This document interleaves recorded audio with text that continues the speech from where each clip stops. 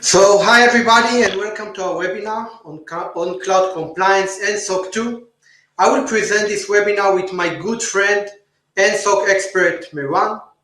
Hi Meiran, I'm glad you could join us and bring your knowledge to the webinar. Hello everyone, happy to be here. So, who we are? I'm Chen Goldberg, CloudWize co-founder and CTO. I have experience in the cloud environment in the last 14 years working as a software developer and managing production workload regarding cloud architecture, compliance issue. I worked a lot with Meiran. We worked together in order to gain CloudWize SOC2 compliance. So probably he's going to give you tips and we're going to share our journey. My co-host here is Meiran. Meiran, please tell our viewers a little bit about yourself. Hello everyone, so my name is Meiran Galis, I'm from Israel. At my past, I worked at EY as a consultant and auditor at the advisory department for compliance, cyber risks, and mainly SOC2.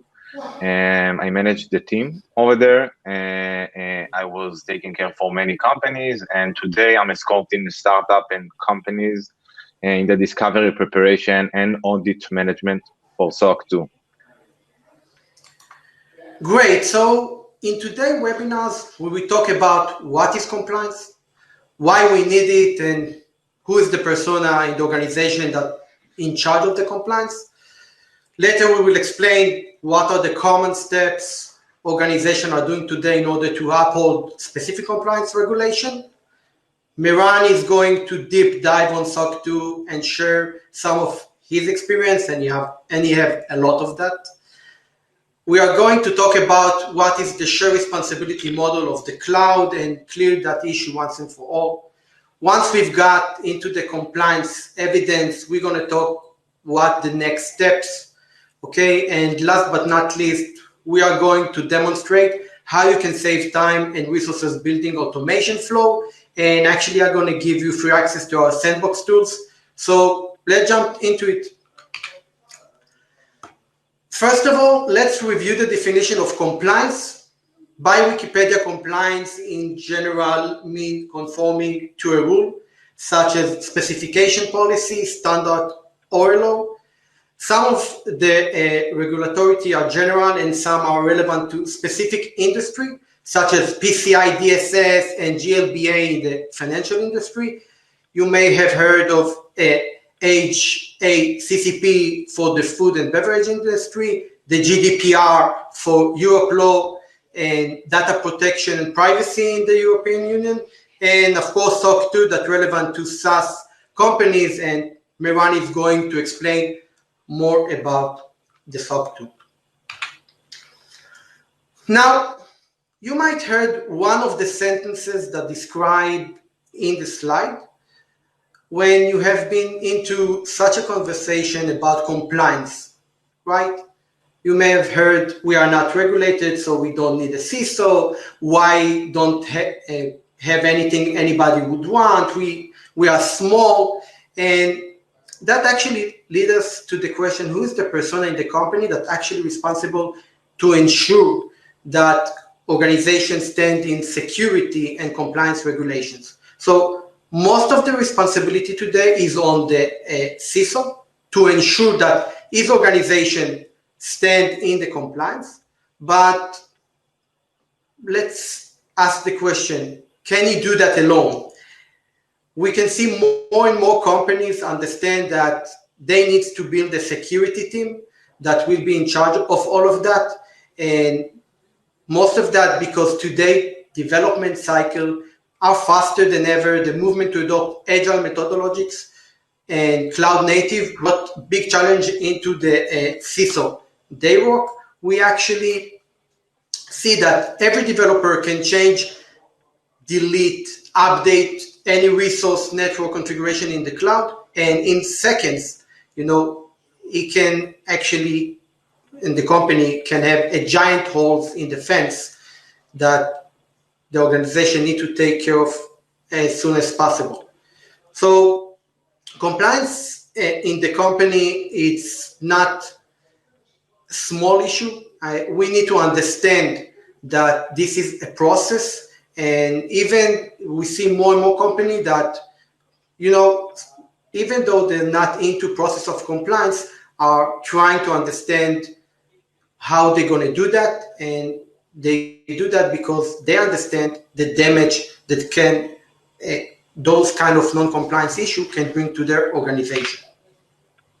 So when we understand the definition and the persona that in charge of the compliance in the cloud environments, let's talk how we actually can manage, or how the companies today manage the compliance in the organization.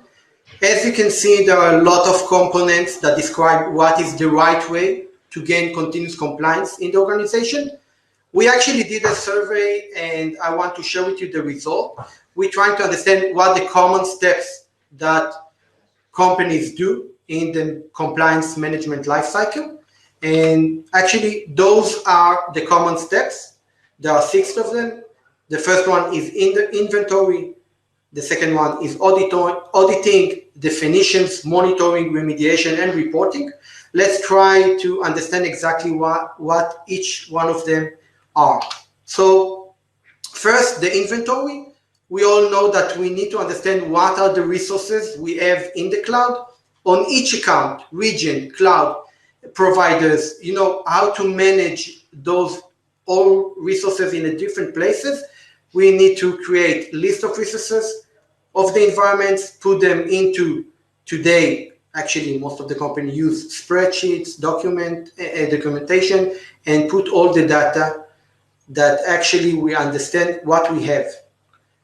Then there's the auditing. The auditing is the understanding what's going on in my environment right now. Okay, we need to track all those data, save all the historical configuration, what each source relevant to each other. Actually, you can imagine architecture graph with all the connection between the resources. After that, there's the definitions, okay? Because we know compliance is building policies also, so we need to write the policy requirement and the related impact on each cloud resources regarding the specific regulation, okay? And we know that company now trying to customize that generic policies that it will be sent to specific standards or specific requirements that the organization have. After doing that, and we know all the policy that we have, we want to monitor and see actually 24/7 that we don't have any falls out of compliance. It's not easy, it's actually hard work when considering multi-environments, and we see more and more companies struggle, to find a specific tool that will give them a full observability to all the environments, all the resources, and actually track 24/7 and monitoring if there is any risk.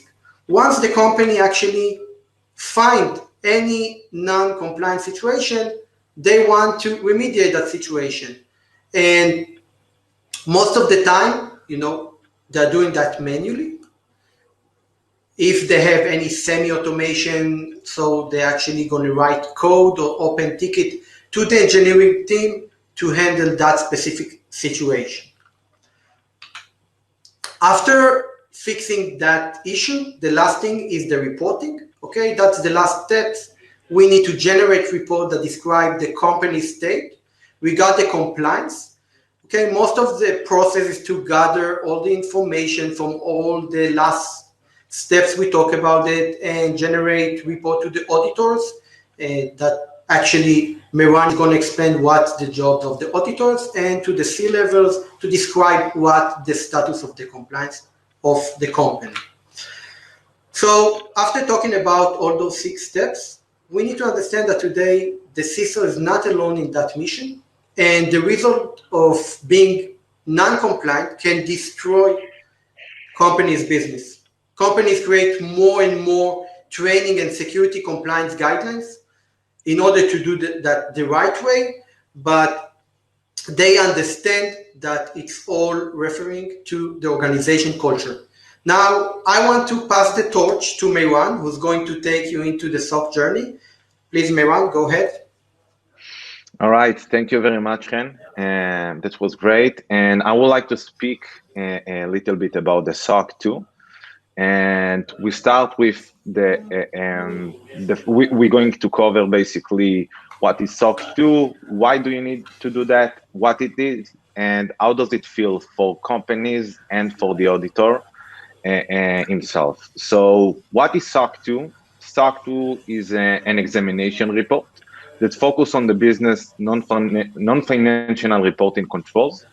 It's an audit that performed by a certified public accountants firm, usually by Big Four, EY, Deloitte, PwC, and it's performed every year. It's based on the American Institute for Certified Public Accountants standard.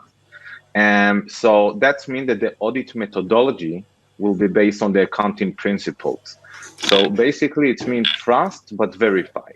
That in other words, it means that there will be evidence collections for each control, and it will based on the testing procedure that the auditor was defined in the evaluation and readiness assessment process when you design the controls. There are 5 trust service principles, which we're going to discuss after on them very soon. But the focus of the report will be based mainly on security subjects and matters, and not on financial issues. There are 2 types for the SOC 2. You have SOC 2 type 1, which this is basically a point in time report. This is not as in-depth like the type 2, and it's not very common, but sometimes there are occasions that companies have been asked very rapidly to provide the SOC 2 report, and they don't have enough time to wait for the SOC 2 type 2. SOC 2 type 2, the difference is will also test the effectiveness of the controls. And that's basically why companies will need to wait more time. And usually this is what customer requests. So would need SOC 2. In general, it's mainly relevant for SaaS companies, for cloud-based companies with B2B platform and activities in the United States. And that's because the AICPA organization is based in the United States. So we can see many companies coming from that have activities in these places. And why companies need SOC 2 at all? The first and main reason is because this is customer request. It's usually coming from the sales team. They are receiving requests of prospective customer that asking about the compliance and security trust of the organization. And then they have been asking to supply them their SOC 2 certification. And second reason is to accelerate sales, and you can sell more. And this is a gap that sometimes can put company in a place that they cannot supply this, and then they need to wait and seek for the SOC 2. Third reason is to create a competitive edge. So if you have a competitor in your domain, and he is very strong with compliance and you don't have compliance, so that can be some problem for your organization, in which you will need to also seek for compliance and reduce this gap. And fourth, it's not very much a reason, but this is something that happened, and there are companies that is very important for them, and there are companies that treat SOC like a checkbox, and they only want to get the report and certification done. And just a disclaimer, a SOC 2 is not a certification. This is an examination with the auditor's opinion report, auditor's opinion on the report and the effectiveness of controls. All right, so you have 5 trust service principles.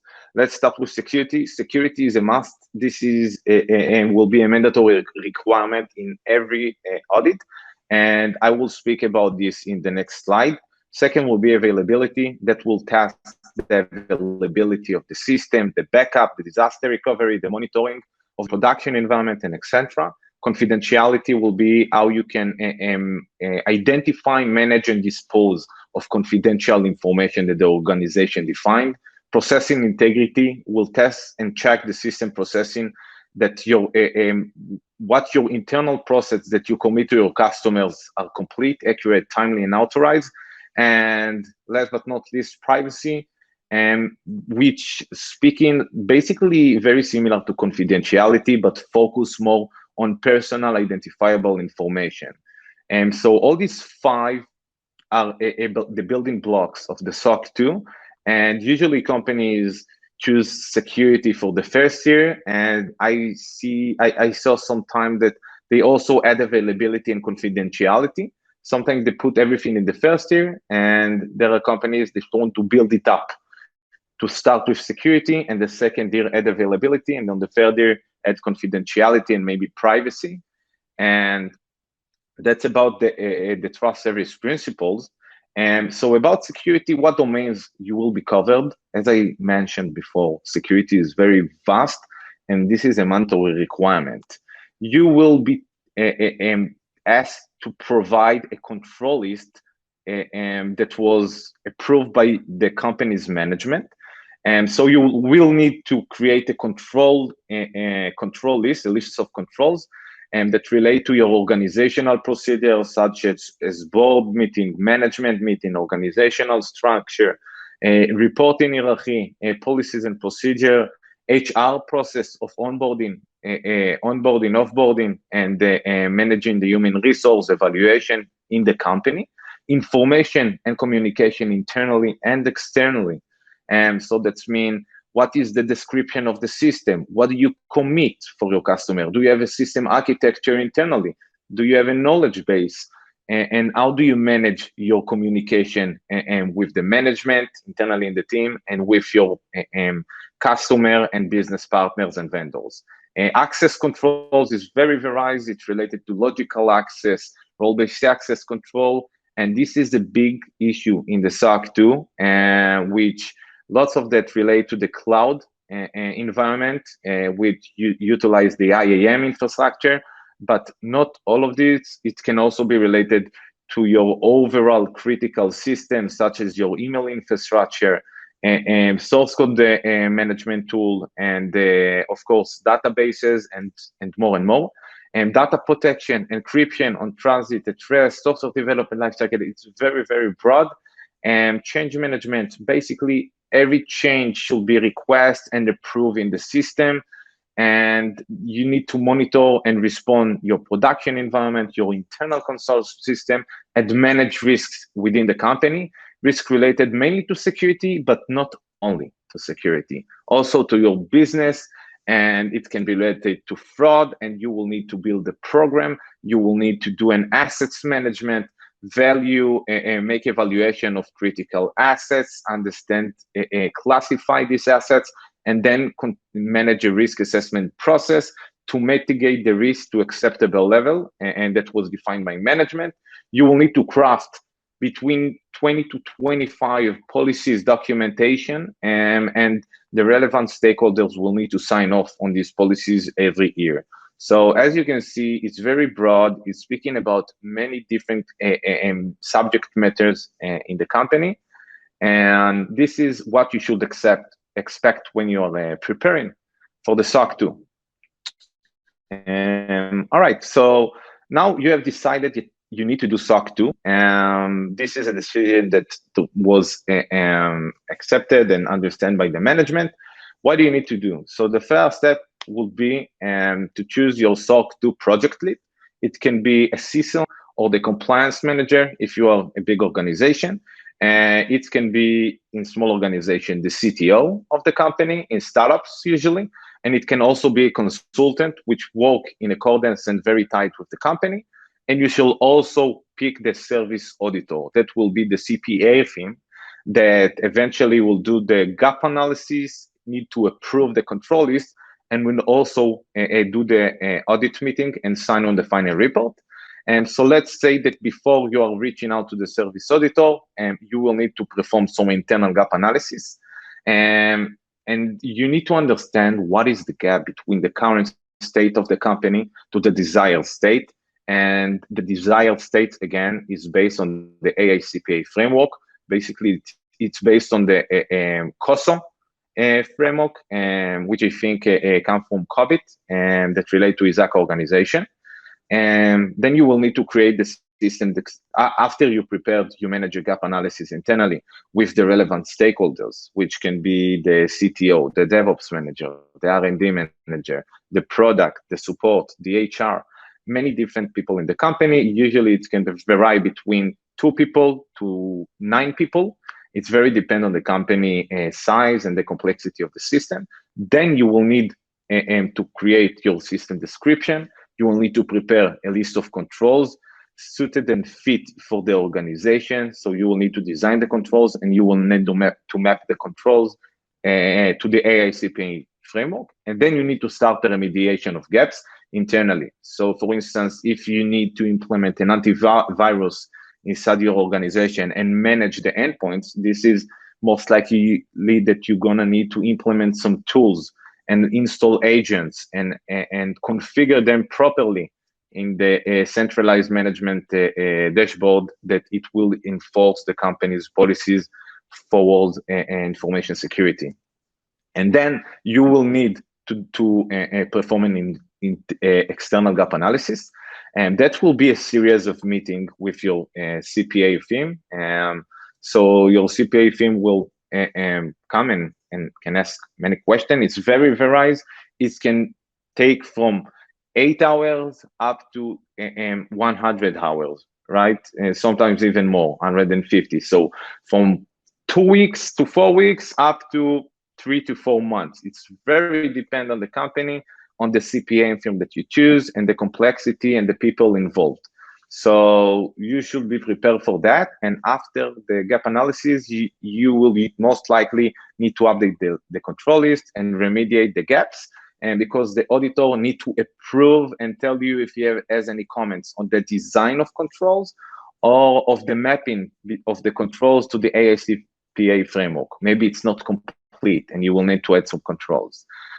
Afterwards, and let's say that you remediate all the gaps, you need to start the period of the audit. So as I mentioned in the beginning, you have type 1 and type 2. Usually companies will seek for type 2, and the minimum amount of period will be 3 months. Usually it's 6 months, but if you have a special approval from the partner, sometimes you can also find from 3 months, and that will be defined as the period of the audit. And then when the auditor will come and perform the audit meetings, this is a session between 1 to 3 months, and it can take from 100 hours to 400 hours. It's very depend, not only on the meetings, but also working internally in the team. And you will need to collect many evidence, and then after you supply everything, it's back and forth. The auditor will need to prepare the report, review the report, and then you will get your final report. So that's about the project lifecycle. The minimum amount of time that it will take to you, it's for type 2, it's between 6 to 8 or 9 months, all right? If you go for type 1, it will be easier. So how does an audit feel for the company, for a startup? And the first phase will be the readiness assessment phase, which will start with the discovery of the current state. You need to understand what needs to be done. You need to create your own to-do list, and then you need to allocate tasks across different stakeholders. So some will go to the HR department, and some other will go to the R&D department. And you will need to implement the controls that the management agreed on, and then you need to perform gap analysis meeting, communicate everything internally and externally with the auditor, and creation of endless documentation. This is the encryption policy, information security policy, human resource policy, access control policy, and etc. And this is the first phase for the company. After you finish remediating all of these gaps, you will go to the next phase, and that will be the audit phase. The audit, the audit session, the audit phase. This is the part that take lots of meeting with the auditor. It can be between 16 to 100, and sometimes even more than 100 hours, working with the auditors through meetings. It can be every week, a few series of meetings that in this meeting, the auditor and the company lead will need to manage all the communication and call for relevant stakeholders. And you need to collect evidence. So evidence collection is very exhausting, be very stressed. It can start with approximately 200 and sometimes also add up to 400 pieces of evidence. This is that complex because sometimes the auditor will ask you of populations, and then you will need to choose samples of 25 tickets, for example, from this population. And this is why it can add up to many pieces of evidence. Then you need to perform inquiry, internal review, organization of all the evidence and policies, and distribution of the evidence to the auditor. The auditor will need to perform his process, and this is back and forth until the auditor receives everything he needed. So this is how it's felt for the company. What about the auditor? It's not many people speaking about the auditor side, but it also can be very complex and not simple. And so you will need to perform gap analysis meeting with relevant key leaders in the company. And it can be the company consultant, which already prepared the company for the SOC 2, and he should have the knowledge to how to answer and satisfy the auditor and present everything sufficiently. And afterwards, you will need to analyze the control list and check that the design of controls and the mapping to the AICPA framework is sufficient, and this is good, and he can agree to this control list. And you will need to review internally and also decide on the testing procedure and request of evidence for each control. So this is something the auditor works before he agreed on the final control list. And for instance, he can say that for the onboarding procedure in the company of new employees, he will ask you to supply the HR list and from this period, and then he will need to take samples of personnel that was hired by the company in this period, and you will need to supply them a signed NDA, a ticket, and a ticketing of the onboarding process, and it can be very varied. And this is how the auditor part filled for the preparation. And about the audit management, this is usually performed on site, but because of the COVID-19, it starts also happening on Zoom.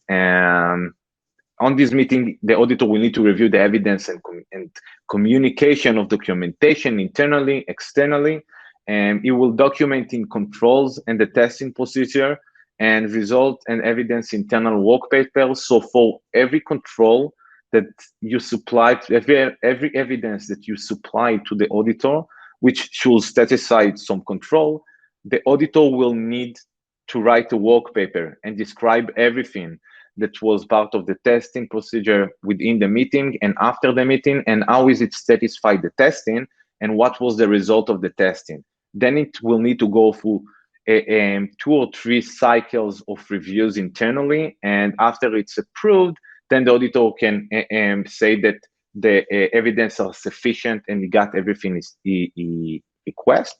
Then it will need to create the report itself, and report has 4 parts, which construct from the management assertion, auditor opinion, system description for the company, and also a metrics of the controls, criteria, testing procedure, and testing results for each one of them.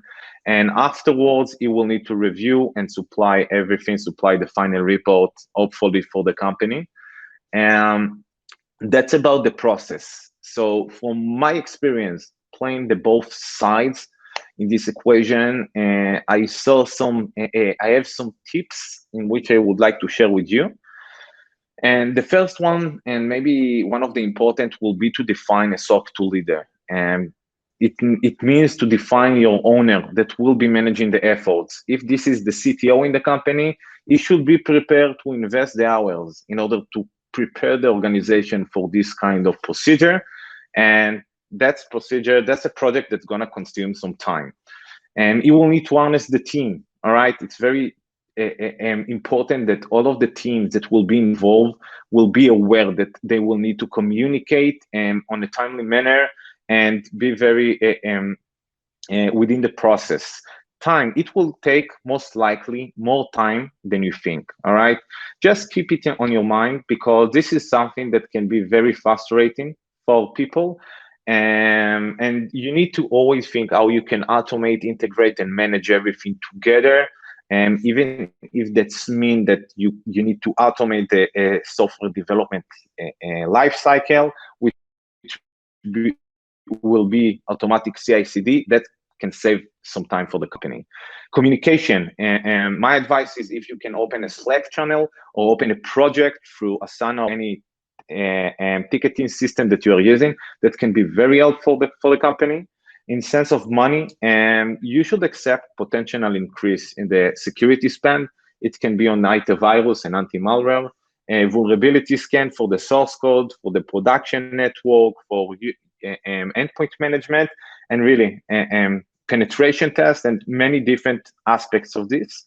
And then you should prioritize the audit personnel who will be important for the project, and given the necessary time to prepare the work on the audit, because we need to do some stuff in order to supply the required evidence.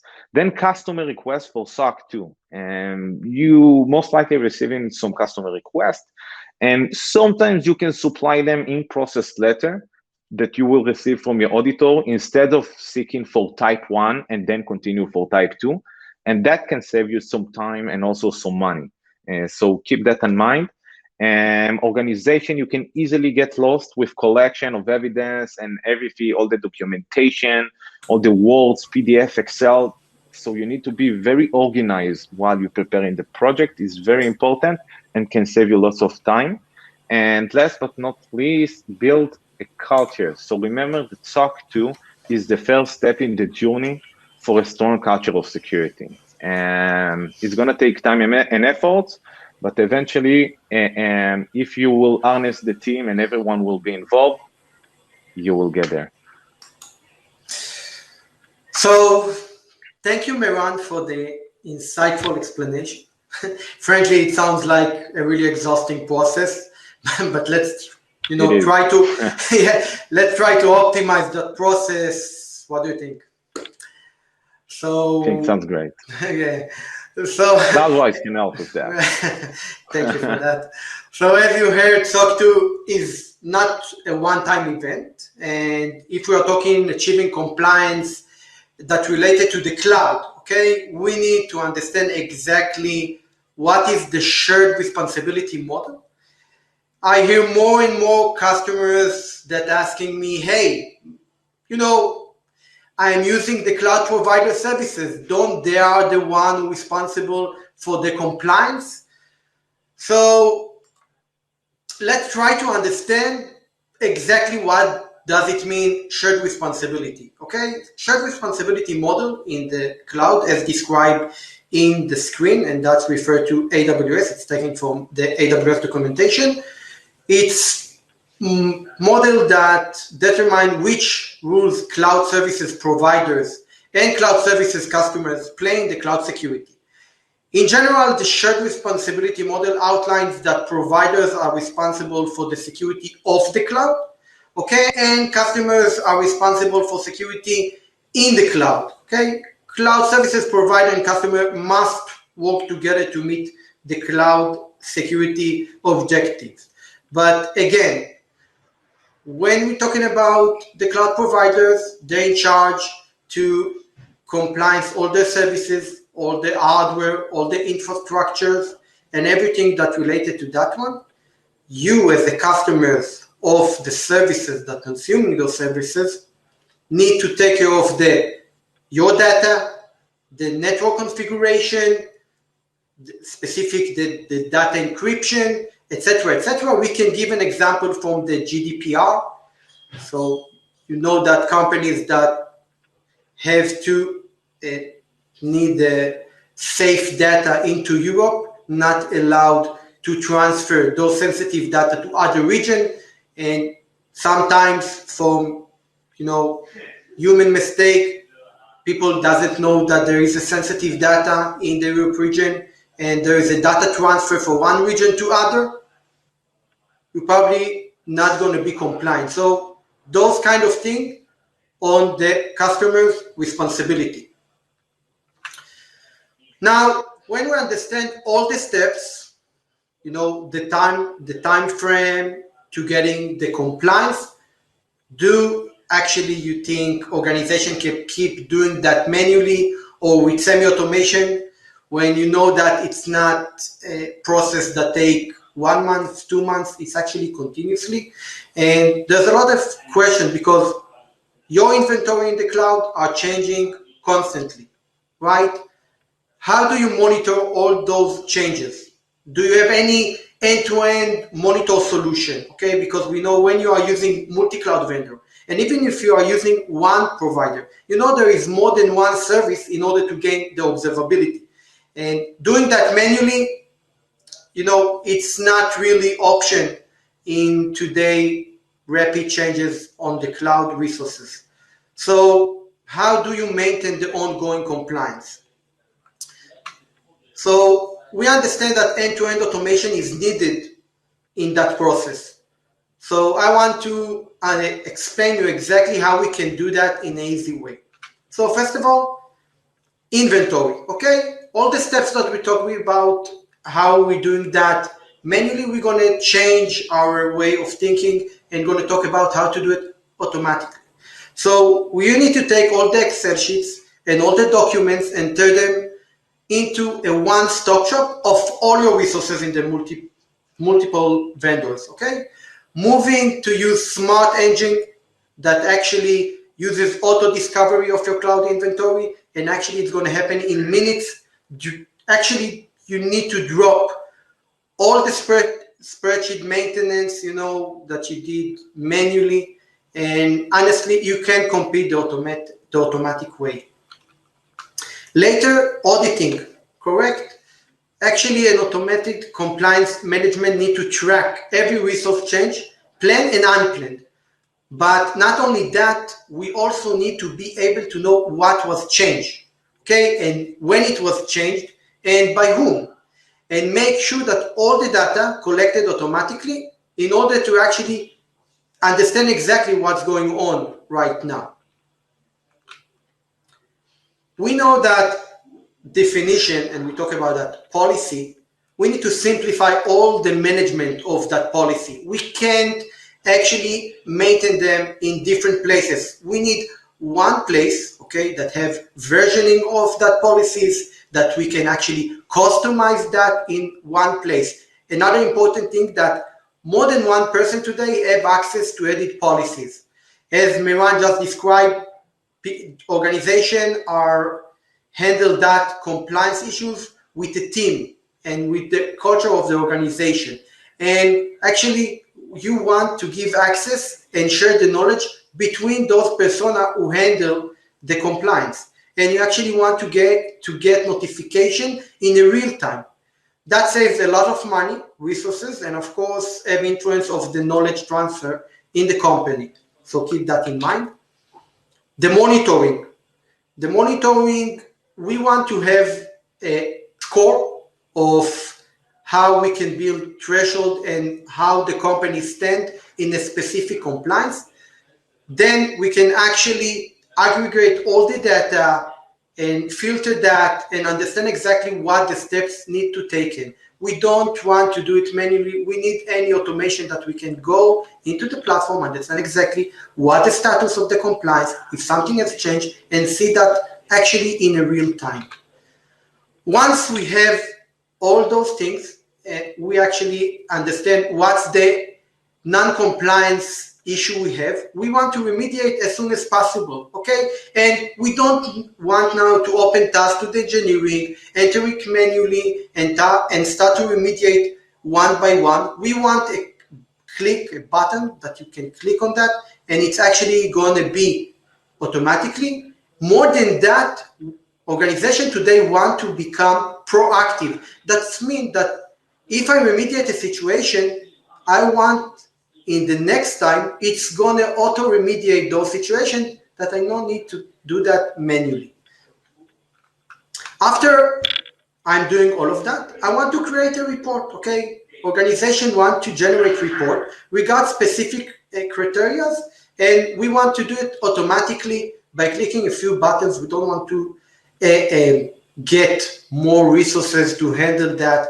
The company need to stand in and have a lot of tasks, and we want to do it automatically, move that to the auditors as just Meiran describes, and to the C-levels in the company, and actually give them the status of our compliance in the organization. So after talking about how to do it in automation way, I want to jump into use case where I'm going to show you how we implement in CloudWize platform compliance automation with a 0 line of code. So let's start. I'm going to share with you my screen. Okay, so in that use case, as we spoke about it before, I can see all my policies. Right now, let's say I'm now in packaging and seeing SOC2 process, and I actually gonna look at the SOC2 and understand that I have some issue regarding EBS. EBS is a block storage in AWS, and it's not encrypted. So I actually want to understand exactly what this policy is about, and maybe to customize that. So I can see exactly the description, the severity. I can change that. Actually, I can edit more packages of compliance if I want to, and I can see exactly what is going on. Later, I may say, okay, but I want to check that on other providers. Why? Because I'm a multi-vendor, I have multi-cloud architecture. So let's take all the encryption disk also from Azure and GCP and put it into one policy. So we are going to Azure, take the compute disk. Later, I can go to GCP and take GCP compute disk. And we actually going to go into the configuration and say, show me all the Azure compute disk that don't have encryption ID. And actually, there are none or empty. The same thing I'm going to do to GCP. In GCP, you may see it's a different property, but all regard encryption.